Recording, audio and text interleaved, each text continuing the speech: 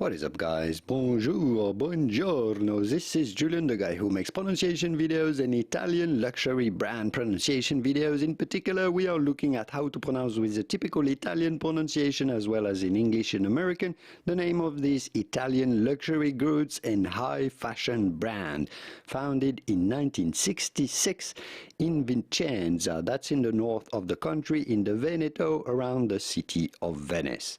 So how do you go about pronouncing this in Italian?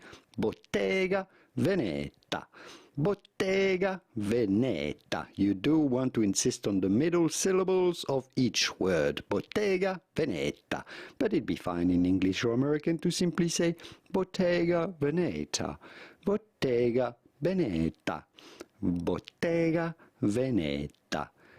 In Italian again, Bottega Veneta. If you want to learn more about how to pronounce all of the luxury brands from around the world, here are videos that you should watch next. Arrivederci. Ciao ciao.